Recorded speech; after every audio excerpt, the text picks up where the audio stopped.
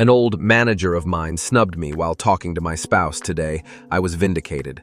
Story. For context, I work in the service industry. This manager was barely a manager and was kinda an assistant supervisor of mine, but I was her coworker for a while, about a year or so. Eventually, she got fired for drinking on the job. Best way I can describe her?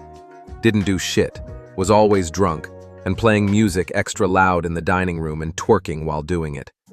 She got her position because her friend was the big boss, but literally for no merit of her own. She is a trust fund kid in the worst kind of way, and her hobbies include getting drunk at every bar in town, throwing herself at every man she can, etc. My spouse is a bartender, working at the same place as I do, same place she did before getting fired. And one night recently, she came and sat at his bar and asked him if he was still with that girl he was dating, referring to me but not using my name, as if I were some random person. I don't remember the context of the conversation, but at the time he told me about it, it felt like a jab. By the way, she knows my name, spent more time around me than him when we all worked there. Every time she's run into me prior to this, she always gives me that fake, "Oh hi, OP." So anyways, this didn't sit well with me and I never forgot it.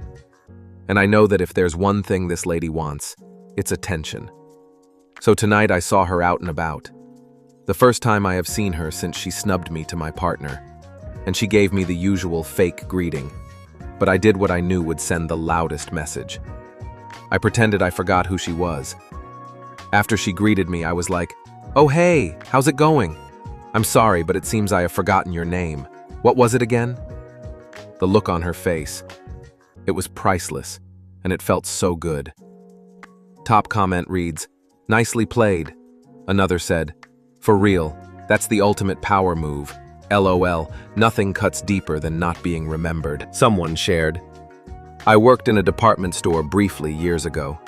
One of the team leads was always awful to the weekend students that worked there, and she used to strut around like her shit didn't stink. I rarely had to interact with her because I managed the fitting rooms, but one day, after overhearing her again belittling some poor teenager, I swanned over with some pretense of needing some supplies and said, 'Sorry, what's your name again?' Really deflated her a bit.